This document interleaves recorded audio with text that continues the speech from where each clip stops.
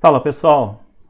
Bom, nós queremos ver agora aqui nessa aula os métodos construtores, certo? Nós vimos aqui uma forma de método construtor.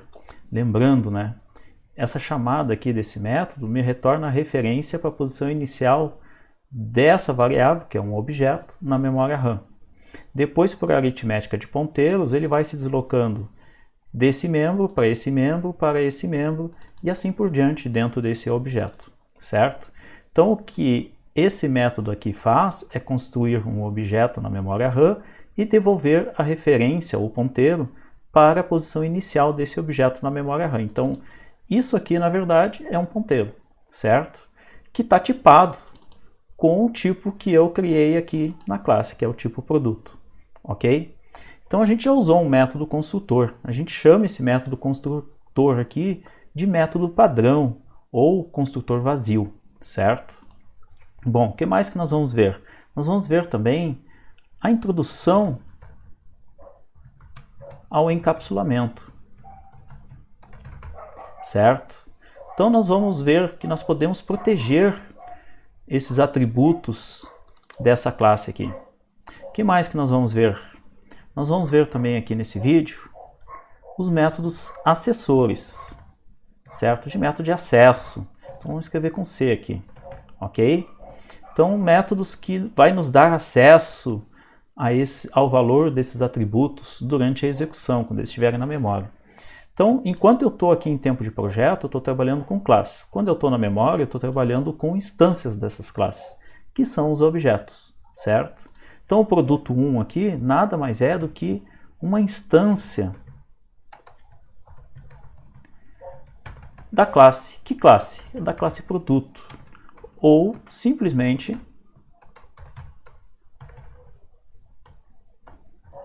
um objeto, certo? Bom, eu vou deixar esse comentário aqui abaixo, depois a gente retira no final, para nós irmos trabalhando esses conceitos. Bom, então a primeira pergunta que poderia nos vir é: eu só posso instanciar um objeto de uma classe? Não, né, pessoal? A classe ela tem que ser genérica o suficiente para que eu possa usar ela como um gabarito para que eu possa construir vários objetos durante o ciclo de vida de execução do meu software. O que eu estou querendo dizer para vocês, pessoal? Que eu posso construir quantos objetos eu quiser dessa classe produto, desde que eu siga o padrão de construção que eu determinar dentro dessa classe. Bom, alguns devem estar se perguntando, mas professor, aonde está escrita essa função aqui, ou esse procedimento aqui? Que vamos lá, de novo pessoal, vamos convencionar, chamar função e procedimento que vinha lá da programação estruturada ou procedural, vamos chamar de método ou comportamento, tá certo? Então vou reformular. Professor, de onde veio esse método chamado produto? Se você não escreveu ele aqui dentro da classe. Bom, ele está aqui, pessoal, acredite. Ele está implícito. Se eu escrevo um construtor aqui dentro, ele usa sempre o construtor padrão, que é esse construtor aqui que está vazio, certo? Já vamos ver esse conceito um pouco mais à frente. Então eu posso construir vários produtos dessa mesma classe. Essa é a vantagem de eu escrever classes, pessoal. Essa é uma das vantagens, né, de eu escrever classes. Mas isso eu também fazia lá com a struct, ok? Eu poderia criar várias instâncias daquela struct. Esse não é bem o termo correto, né? Poderia criar várias variáveis daquela struct. Mesma coisa eu posso fazer aqui, ok? Então eu criei aqui produto 1, produto 2, produto 3, produto 4. Sempre utilizando, por enquanto, o mesmo método de construção. Tá certo? Então, o produto 1 aqui, vou até escrever aqui, produto 1 é uma instância da classe produto ou simplesmente um objeto. Tá ok? Isso serve para produto 2, para produto 3 e para produto 4. Beleza? Bom, qual foi o método de construção que nós usamos aqui? Nós usamos esse método aqui, de chamar o construtor padrão da linguagem, tá certo?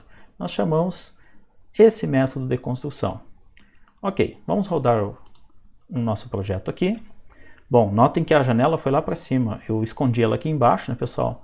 E ela aparece como botão aqui do lado, tá? É como eu disse para vocês antes. As janelas, elas podem flutuar dentro do nosso ambiente. Então, vou trazer de volta aqui para baixo, ó. Notem que eu trouxe só o console, agora as demais ficaram lá em cima, tá certo? Então, o que eu tenho aqui, pessoal? Eu tenho aqui, vamos trazer um pouquinho para cima, só para facilitar a nossa pilotagem aqui. Eu tenho aqui que esse objeto produto 1 foi construído e eu imprimi os membros desse objeto, que nesse caso são 3 atributos. O atributo nome, o atributo valor e o atributo estoque, ok? E eles inicializaram com valores, que eu disse para vocês na aula passada, que são valores padrão da linguagem. Então o padrão para quando o tipo é do tipo classe, como eu sei que isso aqui é tipo classe, pessoal? Porque está começando com uma letra maiúscula, assim como comecei a classe aqui de produto com o P maiúsculo. Isso é importante para quem está começando na programação orientada a objetos, classe sempre com nome maiúsculo, porque isso vai diferenciar quando eu declaro uma variável aqui, tá ok? Então, escrevam as classes de vocês iniciando com letra maiúscula. E os comportamentos com letra minúscula e o nome de variável com letra minúscula também, preferencialmente, tá certo? É uma convenção entre os programadores. Então, como o tipo do primeiro é um tipo classe, ele inicializou com null. Os dois próximos aqui, que é o valor e o estoque, são tipos primitivos da linguagem, que é o double e o int que vocês viram lá em C, tá correto? Então, como eles são tipos numéricos e tipos primitivos, ele inicializou com 0. Então nós vamos fazer a primeira convenção, vamos combinar a primeira convenção entre nós aqui. Os tipos, pessoal, nós vamos inicializar com tipo classe. Então, o double nós vamos colocar assim, ó, double. E o int nós vamos colocar integer. Tá certo? E agora nós vamos rodar nossa aplicação e vamos ver o que mudou. Olha só. Agora, pessoal, é tudo null. Por que é tudo null? Porque todos os tipos agora são do tipo classe, ok? Então, se eu coloquei todos os tipos do tipo classe, ele entende que é do tipo classe, ou seja, um objeto, e ele me devolve nulo. O que significa esse nulo aqui, pessoal? Significa que o ponteiro para esse objeto está nulo, ele está apontando para nada por enquanto, porque eu não tenho ainda um valor para ele aqui dentro, tá certo? Bom, então já falando nisso, eu posso determinar valores, ok? Então eu posso determinar um valor para o nome, por exemplo. Então eu vou determinar aqui um valor para o nome, ok? Então eu posso inicializar os meus atributos com um valor, não tem problema algum que eu faça isso, ok? A linguagem permite que eu faça isso. Aqui eu só vou voltar para os tipos primitivos para eles ficarem numéricos aqui na inicialização, tá? Depois nós voltamos de novo a falar disso. Aqui é int, né? Não é integer, ok? Então aqui eu vou começar o double, então eu vou começar ele com qualquer valor aqui, vamos colocar 10, tá certo? A representação em inglês, né? Então é um ponto aqui, e vamos colocar aqui uma quantidade em estoque, vamos colocar 100. Então eu inicializei os atributos dessa minha classe, eu posso fazer isso. Se eu rodar a minha aplicação, agora eu tenho os valores nesse objeto produto 1, ok? Os demais eu só inicializei, eu não imprimi, né, pessoal? Se eu não imprimir, eles não aparecem aqui embaixo, ok? Estou imprimindo só o primeiro objeto ali de cima. Bom, então eu posso inicializar com valores. Mas qual é o problema disso, pessoal? O problema disso é que quando eu for começar outro objeto, já que esse é o construtor padrão, ok? Então vamos imprimir aqui o objeto produto 2. Quando eu for começar outro objeto, ele vai ter os mesmos valores. Por quê, pessoal? Vou até botar um system out aqui antes, só para separar as duas saídas. Então, sys, Ctrl barra de espaço, e vou escolher o sys out aqui, só para dar um espacinho aqui. Eu vou rodar de novo a aplicação, vocês vão ver que vai dar espaço de um objeto para o outro, ó. Os valores são repetidos, por quê? Porque eu vim aqui no gabarito, que é a classe, e coloquei o valor direto no atributo. Então, toda vez que eu for inicializar uma instância dessa classe, utilizando o construtor padrão, ele vai inicializar com os valores que estão padrão para os atributos, certo? Então, notem que eu tenho dois padrões, né? O padrão de começar com um valor que eu determino aqui no atributo, e se eu não colocar o valor, ele vai inicializar com os valores que são padrão da linguagem. Por isso que ganha o nome de construtor padrão, certo? Então, vou voltar aqui, vou rodar minha aplicação. Vamos lá. Olha só, inicializou com os valores padrão de inicialização, porque eu não determinei o valor aqui nos atributos. Então, esse é o padrão de inicialização para quando é objeto e para quando é um tipo primitivo numérico, ok? Esse é o padrão da linguagem. Então, por isso que esse construtor ele ganha o nome de construtor padrão, porque ele vai usar o padrão que eu determinei aqui nos atributos da minha classe, certo? Eu ia falar em objeto, mas ia estar misturando as duas coisas, né, pessoal? Aqui eu estou em tempo de projeto, estou determinando como é que vai ser o meu gabarito, e aqui eu estou em tempo de execução. Quando eu imprimo aqui, eu estou construindo uma instância dessa minha classe, certo?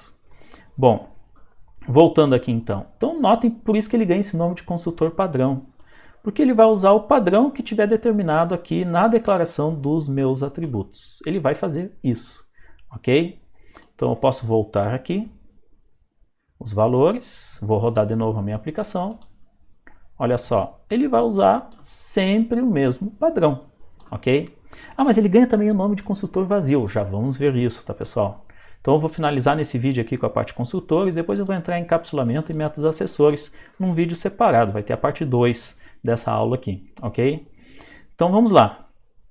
Vimos que se eu colocar os valores aqui, eles vão ser fixos, eles vão ser padrão para cada objeto que eu estiver construindo na minha aplicação.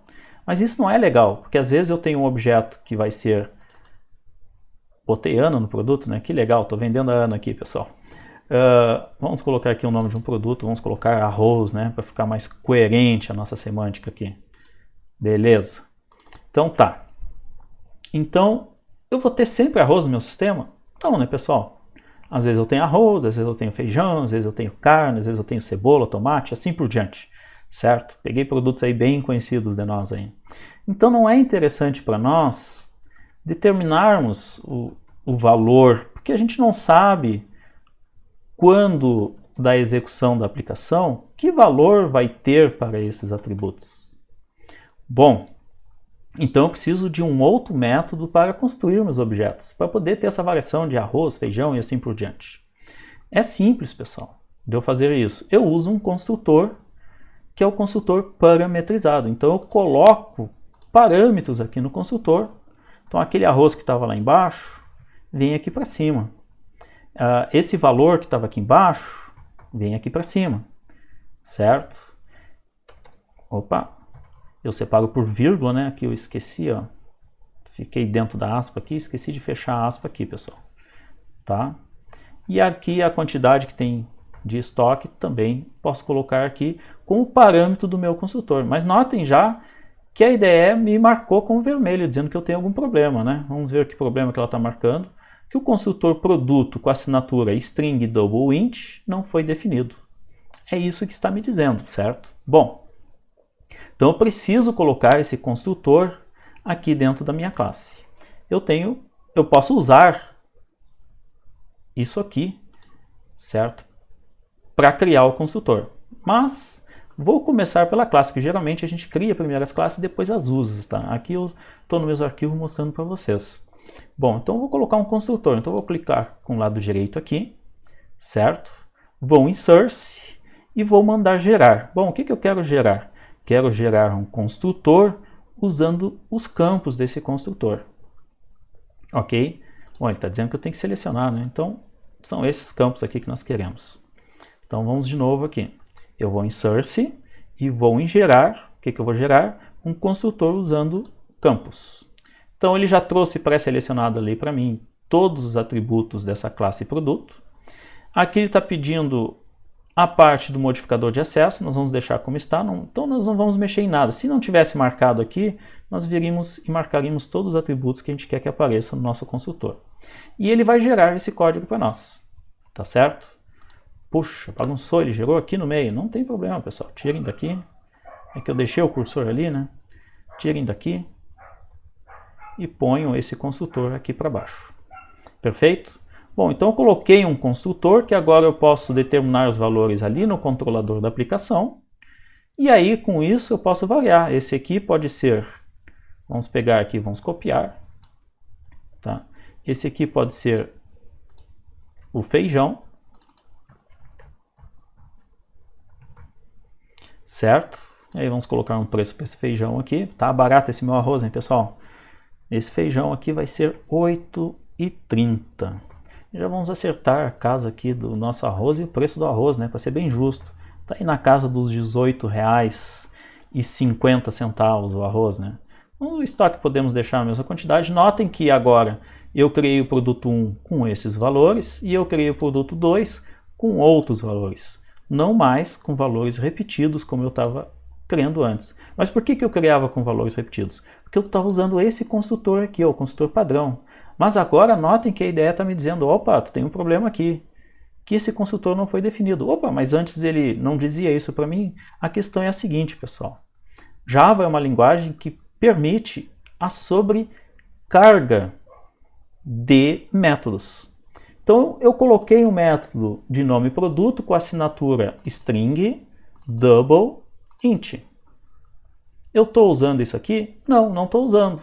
Então ele está olhando para dentro da minha classe e está dizendo, olha, você só tem um método lá de nome produto, certo? Com essa assinatura. E você está tentando usar esse método sem os parâmetros aqui dentro. Puxa, como que eu resolvo isso? Então geralmente o que a gente faz é colocar na classe um construtor parametrizado e um construtor padrão para resolver essa questão de sobrecarga de métodos, ok? Então vou clicar com o lado direito aqui, vou em Source, dá para usar teclas de atalho, tá, pessoal? Por enquanto eu estou usando o menu para vocês aprenderem. Então eu vou aqui construir usando campos, só que agora eu não quero nenhum campo. E vou manter aqui o modificador de acesso público, mais tarde nós vamos falar, isso faz parte do encapsulamento, e vou gerar aqui. Perfeito, ó, gerou um outro construtor para mim, que é o construtor padrão. Ah, veio uma palavrinha aqui, super, uma chamada. Gente, podemos tirar esse super daqui, isso aqui é porque está dentro do template dessa IDE, tá? Vai funcionar. Por que ele é padrão ou vazio? Padrão, porque ele vai construir todas as instâncias dessa classe no mesmo padrão, e ele é vazio porque, notem, ó, não tem nada entre as chaves, entre o corpo desse método. Por isso que ele é vazio. Bom, resolveu o nosso problema aqui em cima? Resolveu, né, pessoal? Então agora só o que eu vou fazer aqui é imprimir esses outros dois objetos. Ok? Vou colocar o produto 4 aqui para baixo. E vamos ver o que nós temos aqui embaixo. Então nós temos... Opa, arroz. Opa! O que está havendo aqui, pessoal? Tem algum problema, né? Claro que tem, né? Eu fiz copy-paste, ó, e não mudei o nome dos objetos. Então aqui é produto 2. Certo? Aqui é produto 3. Ele estava imprimindo sempre o produto 1, né? Estava acessando sempre o mesmo objeto. Aqui é o produto 4. E agora nós vamos rodar a aplicação. O que nós temos? Nós temos o primeiro produto, que é o arroz. Então está ele aqui. Ok? Nós temos o segundo produto, que é o feijão. Está ele aqui. Nós temos o terceiro produto, que inicializa da forma padrão. Então, como eu não determinei valores aqui nos atributos, ele vai olhar para o tipo desses atributos e vai determinar o valor inicial de cada um deles, certo? E o segundo usou também o construtor padrão, está aqui, então ele fez isso também. Então eu construir 4 objetos diferentes, 2 com valores que se alternaram, porque aqui no controlador da aplicação eu coloquei valores diferentes, e quando eu não quis colocar valores, ele simplesmente construiu com os valores que eu padronizei na minha classe, com o construtor padrão ou construtor vazio. Como eu não coloquei nada no valor inicial desses atributos, ele simplesmente inicializa com os valores que são padrão da linguagem, para objetos null e para tipos primitivos numéricos o 0, tá certo? Então nessa aula era isso, pessoal. Na próxima eu vou avançando aqui nesse código com vocês e vou mostrar aqui encapsulamento e métodos acessórios. Até a próxima aula, pessoal.